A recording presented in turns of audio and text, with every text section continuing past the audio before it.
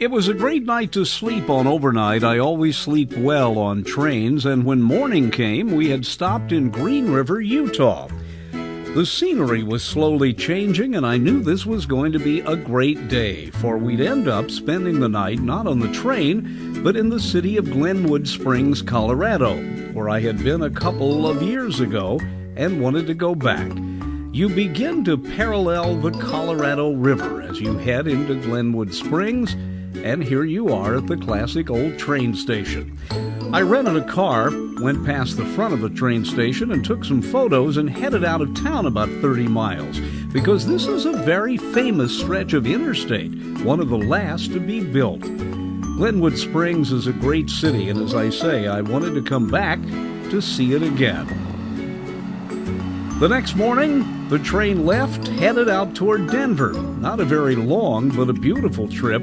And from the train, when you leave Glenwood Springs, you understand how important that part of the interstate we visited last night in the car was.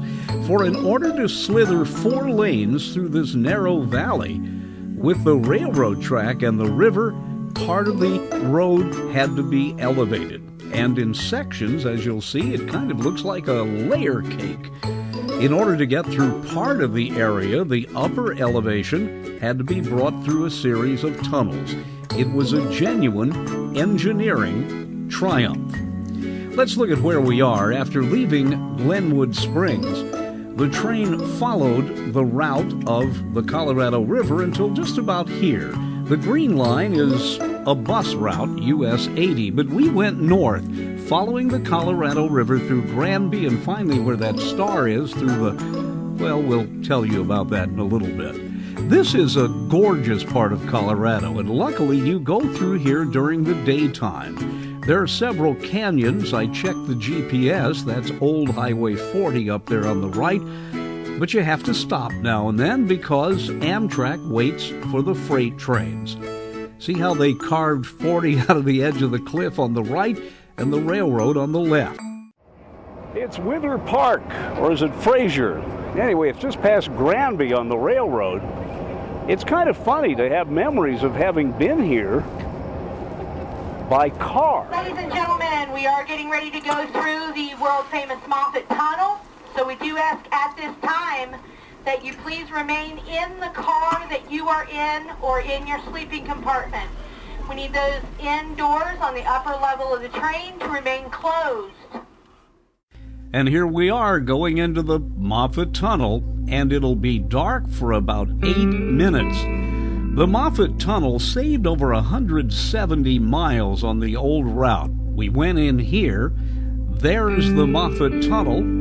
And look at this. Let's draw a loop around where the old winding railroad grade used to go.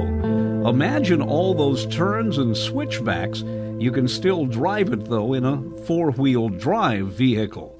Must be lovely. In just a little less than 2 hours is going to be Denver Union Station. And on the Denver side of the Moffett Tunnel, the geography's quite different. Finally, in a couple of hours, you start going through urban sprawl and end up in downtown Denver at the somewhat new Denver Amtrak station. There are 2 trains a day for Amtrak, but I was amazed at the amount of other rail traffic through here. This station has become a big hub for light rail in Denver, an expanding system that will take you far out into the suburbs. Finally, after a half-hour wait, the Amtrak heads out through the backside of Denver into the rest of Colorado, and then it gets dark and you sleep through Nebraska.